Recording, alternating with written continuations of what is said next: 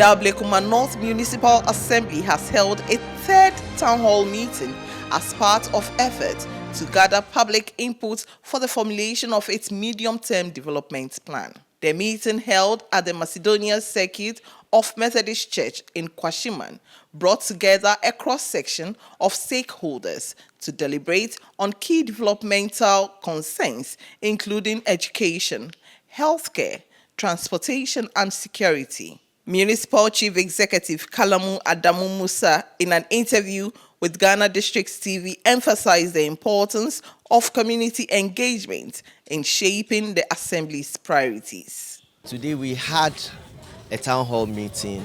This is the third town hall meeting we are having, and it's an assessment for the preparation of the medium to short-term development plan, a 4-year development plan. What we normally do is that it is the community that will feed the assembly with their developmental needs. So when we meet them like this, they are able to give us their priority areas that they think the assembly should come in to support them as soon as possible. He also highlighted the Assembly's commitment to transparency, using the platform to provide an account of how central government allocations are being utilized to benefit residents.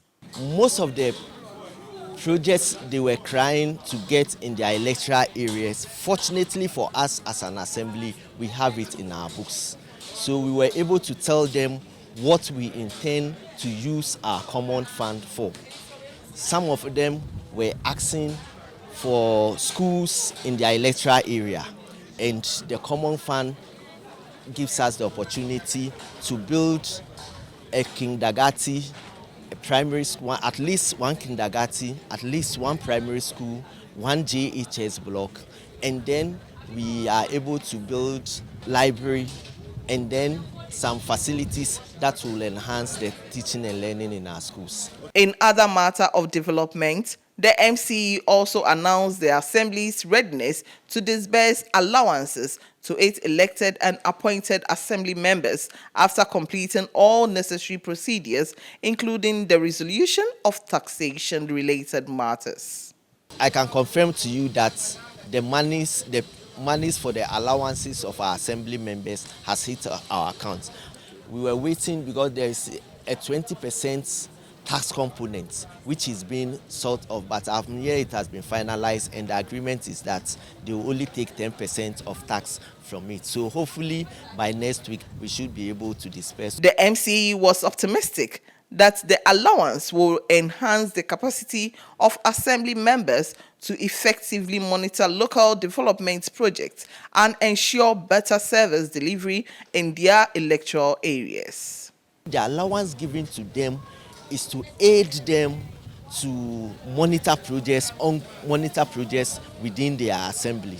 Formerly, we were giving them an allowance of 300 cedis a month. Now they are getting additional 1,300. It means every month each assembly technically is taking 1,600 cedis aside their allowance. So they have no cause to complain of any hindrance that stops them from monitoring ongoing projects in their electoral areas. We've taxed them. These contractors coming in do not live in the localities. As an assemblyman, you live there with your residents. So when they come in and they are doing shoddy jobs, it is the responsibility of the assembly member and his unit committee to report the assembly so that we can move in and make sure the right things has been done. So we are appealing to our assemblymen.